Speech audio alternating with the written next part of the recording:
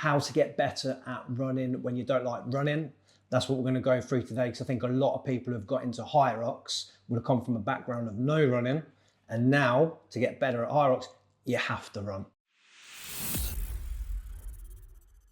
So we looked at Hyrox 2 years ago and realised that we haven't run for years and years, and we just did like heavy weight training. So we were quite strong.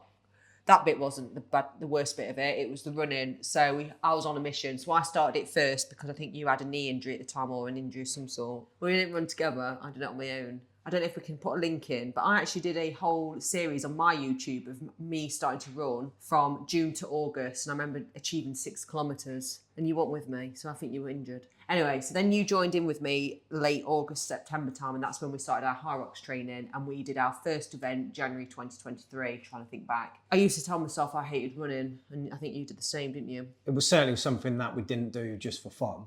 Or unless there was a reason to do it, we wouldn't really do it. And that's probably for any cardio. When you used to just lifting weights, you have any excuse not to do cardio. Yeah.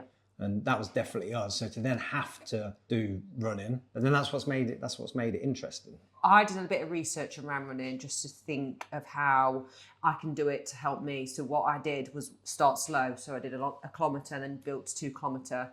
And then I realised it was actually a breathing game, and that I was going far too fast, that I didn't realise how slow you need to go. And I didn't even know about heart rate training, really. I used to see all these influencers on Instagram and think, God, they must be really clever to know about their heart rate and how they run towards keeping a heart rate around 150 and this, that, the other. What I realised is how easy it is to do it. It's not hard to track it whatsoever. As soon as you've got a watch that can track it and a heart rate monitor, I wouldn't go off the heart rate just off a watch because the accuracy will be poor. But wear an actual heart rate monitor strapped around your chest and a watch. It's easy as anything. The phone and apps give you your zones as well if you want to make it really simple and keep things simple for you. So it doesn't have to be overcomplicated. The time it can get overcomplicated is when you start looking at different stuff and you hear people saying about zone 2. But if there's 3 zone systems, 7 zone systems, 5 zone systems, so zone 2 on a different system will be completely different. And that's when it gets confusing. But to keep things really simple, you can just keep it as easy runs, medium runs, and hard runs. I don't even know how to start with that, because they all feel, when you start, they all feel hard and you'll be like, what the hell? But what helped me, and I never thought I'd hear myself say this, it took me a year of running to get a Garmin watch because I thought it would be too complicated. And what's helped me is tracking. So point number 1, get something to track your runs straight away. I feel like Garmin or heart rate zones is probably the first things to get. So first for me was Garmin. I can't remember which way around I got it actually, but I think I got my MyZone first for Hyrox related heart rate training. And then I think I put, right now I'm a runner. As soon as you start running, call yourself a runner is a second point. Call yourself a runner as soon as you can, because if you tell yourself you can't run, I don't like running, it's so much harder to do it. If you tell yourself you don't like anything, it's hard. But that's part of how to get to enjoy running more, is to get a bit better at it. And the thing that's really good as a complete beginner, that's the easiest time to get better at it. There's the law of diminishing returns. So the better you get, the harder it is to get at something. And that law of diminishing returns comes into volume of training as well. As a beginner, you might be able to do 10 miles a week of running over the week, and that's enough to give you the stimulus to improve and get better. You might find doing 20, 30, it's just too much, you don't get anything from it anyway. Yeah. So it's starting basic, gradually building it up, and then going from there. I'd say one of the main things as well is giving yourself that reason to run. Yeah, you need a goal. But that can be something as simple as once you've got your Garmin watch, wear it overnight. It'll give you your resting heart rate. As you do more and more training and you get fitter and fitter, you see your resting heart rate come down. Yeah. There's lots of things to monitor. The only risk of just monitoring your heart rate when you're running is there will be different variations based on how you've slept, how you've eaten. If you're a woman, your time a month. Things will change. So it's also good to just use a scale of RPE. So RPE is rate of perceived exertion. So how hard you think it is. So if you're doing an hour's run, your RPE is going to have to be 6, where you think, yeah, it's all right, but I can keep it going. If you're doing a half an hour fast run, then you could probably push it to a 7 and an 8. And if you're doing 400 meters, 800 meters, you could probably push it to a 9. To give you an example of how hard things should feel. It's all a mental game anyway. So the best thing, when I remember when me and Steve did 12 kilometres and I thought that was like the best thing ever. And I remember us stopping and feel like we're going to collapse on the floor and our legs were so achy. But let's roll forward then 2 years of all the running I've done. So I've done a half marathon, I've done miles of running. What I didn't do after that, before that or during it, is any strength work to my legs or glutes, did I? So injuries started happening, apart from Hyrox training, sorry. Yeah, so I wasn't doing squats like you would in the gym. Do you know what I mean? Gym work then. Let's call it gym work. Yeah, but your legs are still getting worked quite a lot. So I'd then say, if you're going to be doing a lot of Hyrox specific type works, that's working your legs a lot. So if you're then going to add in strength work, especially if you're a beginner, you're going to have to reduce down some of the Hyrox specific stuff. Which I've done. And I want to build my glutes, because anybody that sits at a desk all day will have probably lazy glutes like me. The other thing to do if you're running is try not to compare yourself to others, because as soon as you do that, you're probably comparing yourself to somebody you found on Instagram who's a good runner, and you're going, oh, how can they do that? And they've done it for years. Chilled run at 5 kilometre meet. Yeah. Can't say it. 5 minute kilometres. 5 minute kilometres. But again, that's where you're looking at your heart rate and when you're training. That's why that's such a good one. And to give you an example, when you run and your heart rate's here, you run faster and faster and faster, your heart rate goes up and up and up. When you're running, say when you get to about 60% of your heart rate, your heart's now pumping as hard as it can. So the stroke volume's as hard as it can. So for strengthening your heart, 60% of your maximum heart rate, you will strengthen your heart. Any faster than that, your heart rate's beating quicker. It's doing something different. So even just working at 60%, and you might hit that at a very, very slow run, you'll be doing yourself the world of good.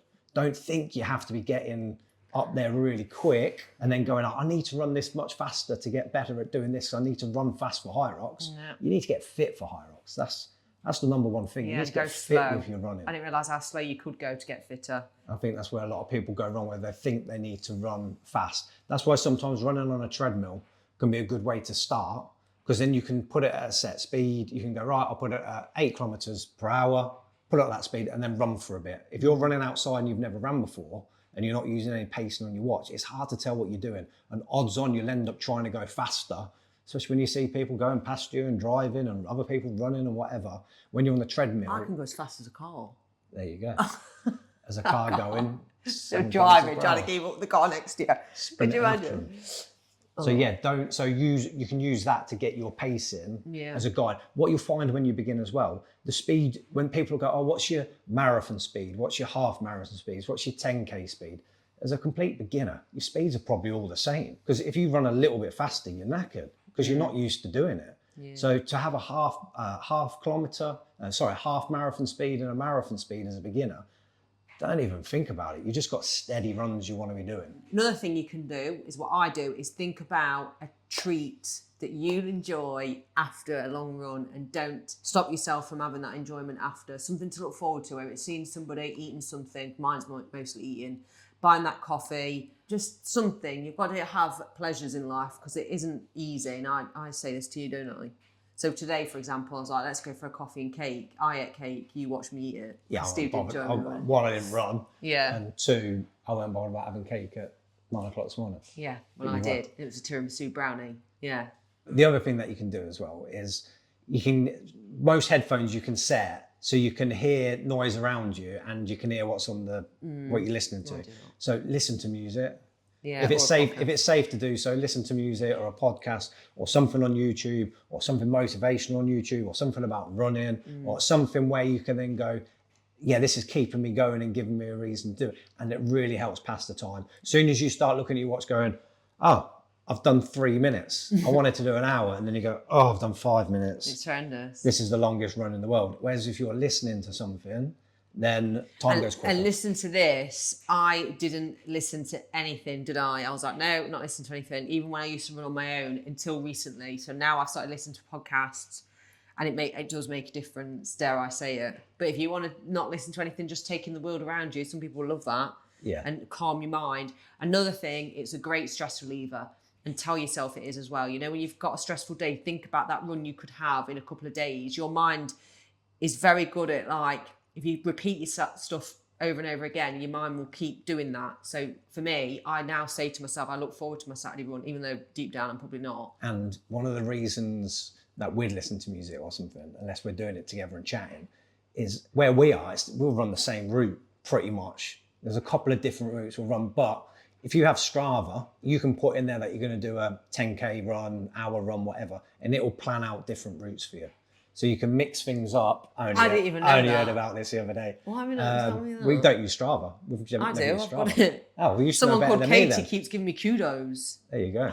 Thanks, Katie. Is it cute? Kudos or kudos? Kudos. I don't know. So- Give you stars.